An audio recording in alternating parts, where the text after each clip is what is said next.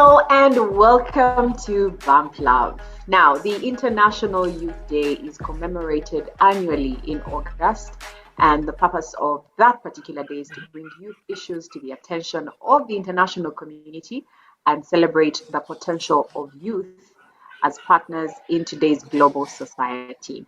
Today on the show, we want to talk about raising teenagers in commemoration of World Youth Day or International Youth Day. And we looked amongst ourselves and said, but we don't have teenagers. Same for Angie. Angie has adults and teenagers in her house.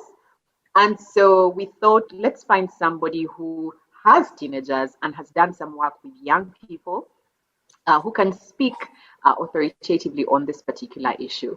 And joining us to have this discussion is Juliet Kakoma. Juliet is a senior HR professional. She's a trainer and a life coach. She's happily married to Chris Kakoma, and they have 4 children. Juliet is passionate about empowering the lives of people, especially youth and women, and ensuring that they reach their fullest potential. So that's through coaching, mentoring, and training.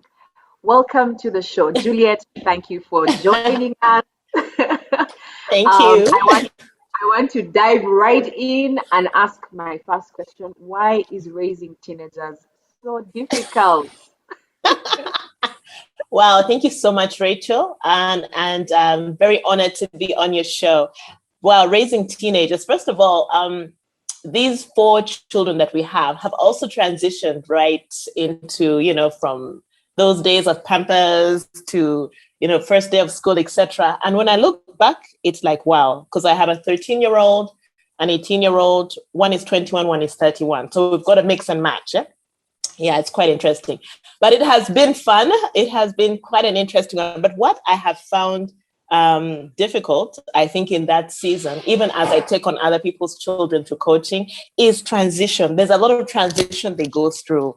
Transition in terms of their emotions, transition in terms of their needs, transition in terms of what's happening around them, the environment.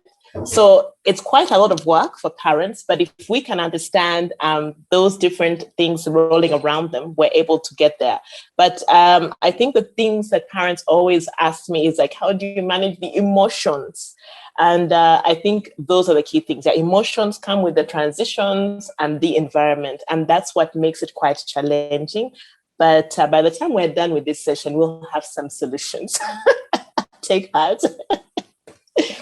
I wanted to ask, what are some of the mistakes that parents make when raising teenagers?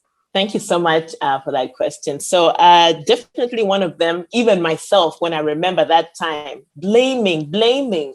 We tend to go into this blaming. Why can't you be like so-and-so? Why can't you be like the good neighbors on the other side? So that really breaks down. It breaks down the confidence of the teenager. It breaks down their ability to be them.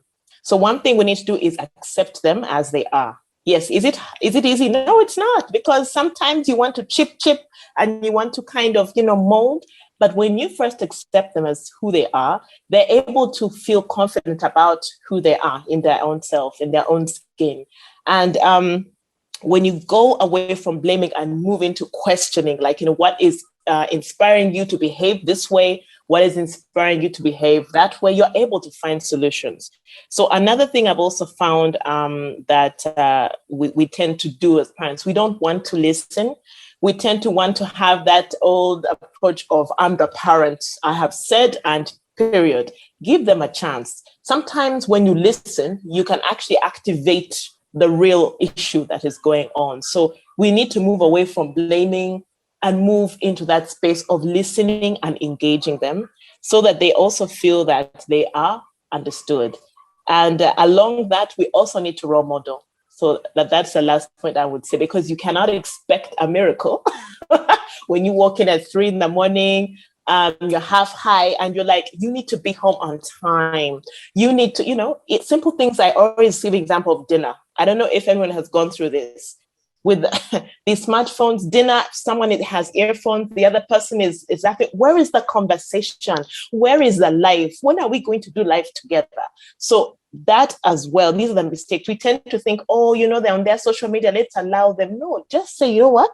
when we're having dinner and meals, I'd so much love for us to engage. Let's put the phones down for like 30 minutes and let's have this. You'll be amazed. They'll be like, what? So those are kind of things where we tend to get confused because we're in that digital era.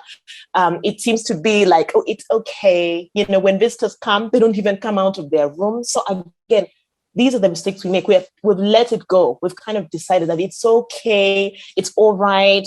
No. We need to come in and also remind them of those values. Simple values like just greeting, engaging with visitors. Thank you so much, Julie, for that. Actually, you reminded me of my own childhood. I really hated it when my parents would tell me to come out of the room and have conversations with their visitors. In my head, I was like, they are your visitors. Why are you telling me to come and conversate with them? That really disturbed me. I'm sure that's a real challenge. So I don't know how we're going to get our kids out of their room to talk to. But yeah, it's a learning process. So I just wanted to find out, maybe if you could cut for us, like what should parents expect when raising teenagers? And in this context, I'd like you to maybe to break it down for us in gender, because we've learned like from when the children are really young, raising girls and raising boys are different. So maybe if you could break down for us what you should expect as a parent raising boys and a parent raising girls, and not just the scary stuff. Even I'm sure there's goodness in that package. Oh, yes. Thank you so much. Thank you so much for your question. Wow. I remember when we first got the boys, it was like, we have boys. So it was all about like, that boy has to be strong. A boy is going to be ahead of the home. We were all like, you have to make this guy strong. But hey, boys, raising boys, they also have their own challenges. The way they look, I remember that quite a lot as they were growing up. How do I look? And you're thinking, you look fine. They don't know. And then they lift their t-shirts to show you the abs and you're like, hey, what is happening? They're very into like the physique, how they look. I remember one of them was a bit larger and he was like so conscious about removing his t-shirt. And I used to wonder, what's the problem? We're going swimming, just remove the thing to we hit the water. And he's like, no, you see now I'm a bit chubby here. I'm like, no, nobody's even looking. So they get quite conscious about, of course, the females, because now females are beginning to notice you're tall, you're cute, can I see more? So I had some who were like, let's do this, let them, I'm like, I slow down, So when you're raising boys, there's that stage where they really feel themselves, their body, and you need to throw some compliments, say something about the abs, say something about the height, but also remember to remind them it's not all about looks. So we went into that conversation, of course, of the hard things, their body hair, all sorts of things that happen in the night, their feelings. And we used to call it, I think, ask your question night. We used to like put the lights low so that you don't see each other's faces so much because it was a bit weird. But it helped us because they were able to ask those pertinent questions. So as a mother, I learned that if you can embrace the topic of sex early with a boy, you get less problems. So we talked about things like kissing, holding hands, cuddling, hugging. How far can you go if you have a friend who is a girl? And what are the implications when you reach her parents' home and you're holding hands? Like, I'm like, hey, when you reach there, hey, you just be like, see you, hi, and you move. Yeah, you don't need to like, you are there doing what? You're finished. So I would teach them about being diplomatic, how to, take care of a lady. If you've taken her to Cafe Java's, pick the bill here and there, those small things. But boys, they need quite a lot of attention because they are the future heads of the home. So apart from those kind of things, and people don't have time for this, by the way, they're just like, whatever, don't get a girl pregnant. I mean, the guy is like, what are you talking about? So before we go there, there's this other journey because they need to socialize, but in a safe way. I remember one thing with boys also when they started growing up with a physique, because I have some tall boys in the house, man, I must say they are handsome. Even me, I'm like, okay. But when we used to go shopping, I used to notice girls would just keep staring, and I'd be like, hey, are they looking at, they're looking at my boys? And I'd be like, and then someone told me, Judy, calm down. So I would ask them, do you know the girl? I was like, no, I'm just, chilling, just saying hi. And I was like, this can happen in the shopping supermarket no. So I had to accept boys do attract attention. And sometimes it's okay for them to be like, oh, hi, I think I know you from whatever. So I would step aside and be like, And then they'll be like, oh, this is our mom. And I'll be like, yeah, here I am. So sometimes you need to accept it's okay for them to socialize. Now, going to girls, when we go to our girl, oh my God, you start to think of ice cream, pink ribbons, and you think this girl is like a glass bottle. But girls, girls, yes, they need to be shown love. They need to be appreciated. But as they grow and evolve, especially their bodies, they need the same reaffirmation. They need to know that, oh, I'm beautiful. They need to know that whatever size I am, this is the size that God gave me, because that is very challenging for girls, especially in the school setting. I used to notice when I pick up my daughter from school, the first thing she would ask, Mama, am I beautiful? And I'm like, I've told you 100 times with your dad, you are.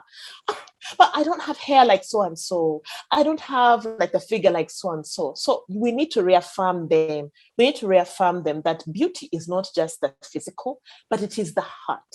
So I started teaching her, together with my husband, about just giving back. And she's a wonderful giver. She is there for her friends. She's able to take care of others. She's so caring and loving. Now, along the way, she also developed these interests, like, oh, Mom, there's this guy who says he likes me. So me, I'm like, But I remembered I cannot be too hard, because their liking is different. They're quite mature, these girls. They're not easily hurt. So I told her, so how did that go? And she's like, oh, people would say this boy likes me. And then I'd be like, I liked him for a few weeks, and then I don't feel like I like him. Maybe the girl is 13 now. So I was just like, but at the same time, when I remember myself, I remember my first crush, I was 10. And of course, I didn't tell my mom. I was just like, this guy is nice. So it's important for us to remember, even at 10, even at 11, even at 12, there are those feelings that will come. But the good thing, we'd also had the conversation about relationships. You're not ready for them at that age, but you can have a friend. You can share ideas and concepts, but you're not going to fall in love at 10, 11, 12. So when we discussed that, she started sharing with us other girls who had other crushes. So with girls, they tend to have that thing, I've got a crush.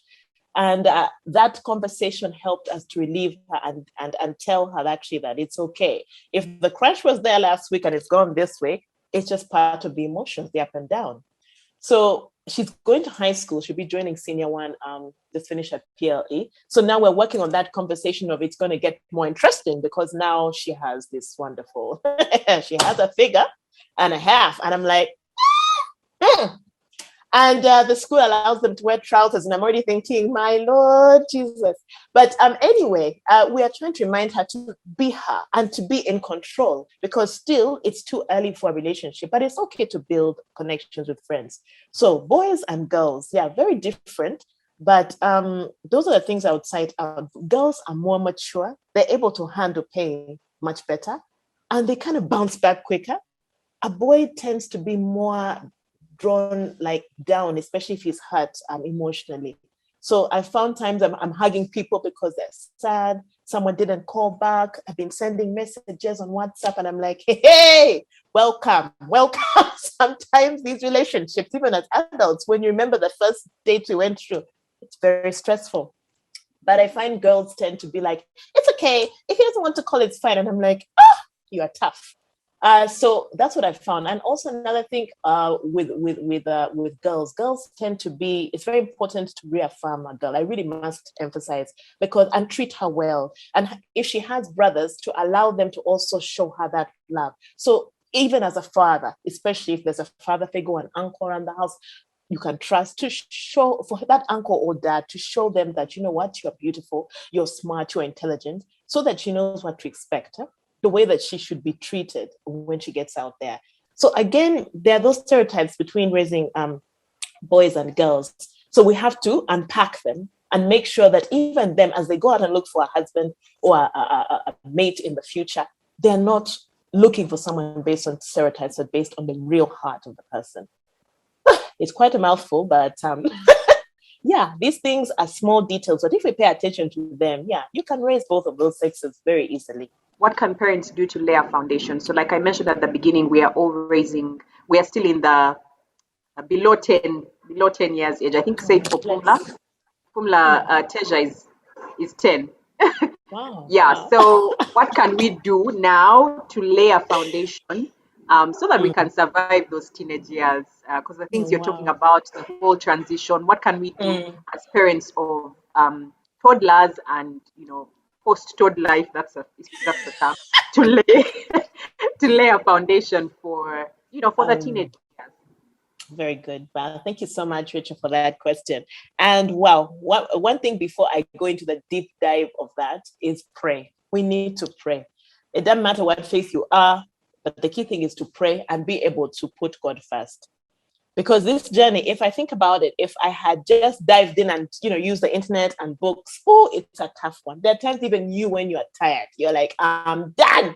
I don't want to know. I just want to be in my room. And remember those days when I was single, it's quite a work. It's like a contract. It's a life contract. And you brought these guys into the world, so deal with it. So one thing that I find important is prayer. Praying with them, praying for them, and just showing them that, you know what, I'm not the jack of all trades. I don't have all the answers to the parent, but you know what, there's this God, there's this creator who is going to also support you. That has helped a lot.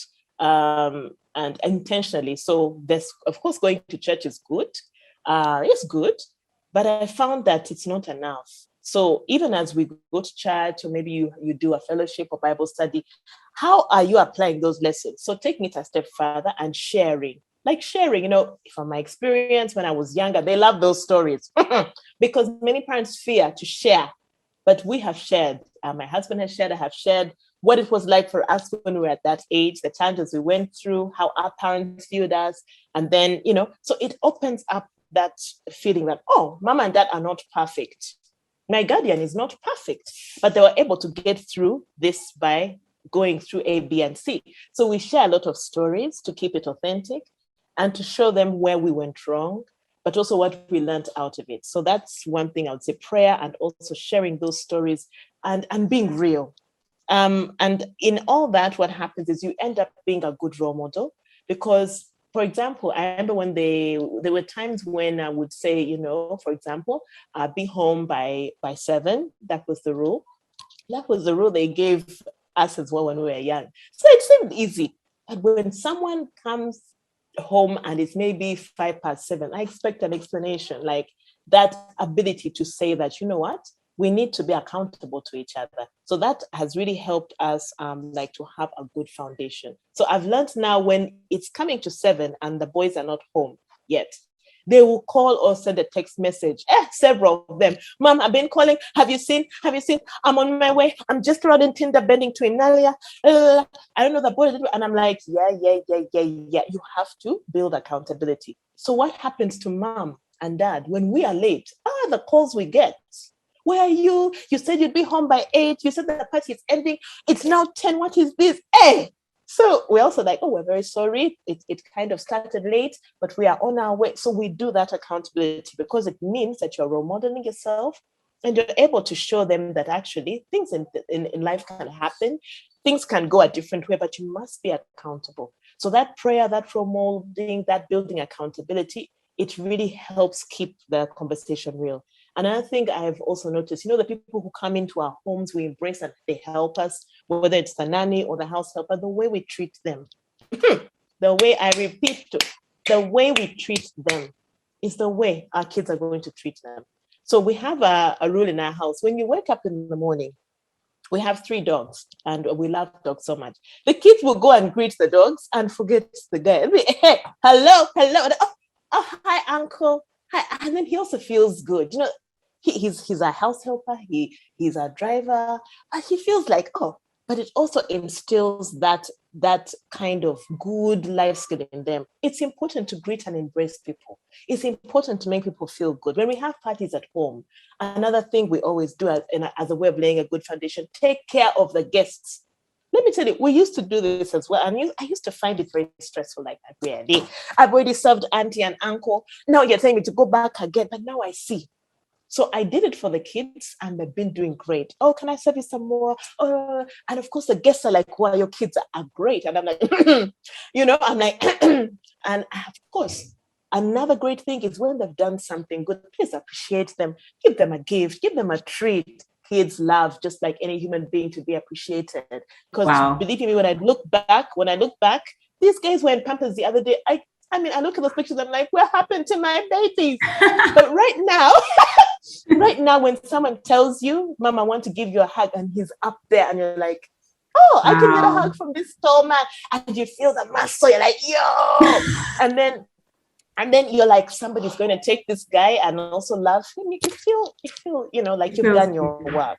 Wow. Yeah, it feels good. And when the little girl comes and says, Mom, you're so beautiful, thanks for being my mom, and she throws her head on you, I carry her. Why not? Because some other guys go and take my baby, carry her, and I'm like, man, I better enjoy this time before while you can. Enjoy them. Yes, enjoy them now. Okay. Even the one who is 31, sometimes he'll just come and he puts his head down, and there's something. But sometimes we don't talk. We just be there until he says, but this life, and I'm like, what is it?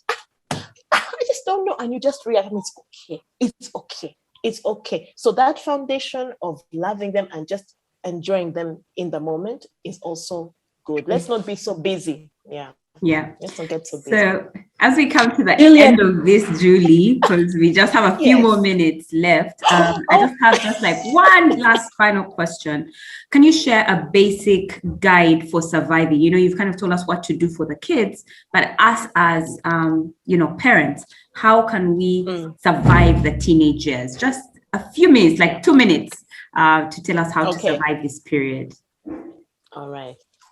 So again, one thing I would say, thank you so much for the question, is prayer. We can't do this alone. We need to pray. We need to trust God. We need to give it to the higher power. I mean, if it wasn't for that, there are some days I wouldn't come out of my room. I'd be like, not today. But when you pray, you get that courage, you get that strength. What you've just shared with us is definitely lessons that you have learned over so many years.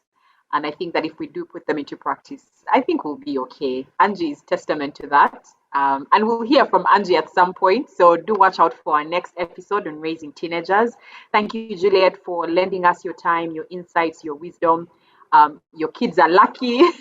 We hope we can meet them someday and see those handsome men and beautiful daughter that you have raised over the last so many years.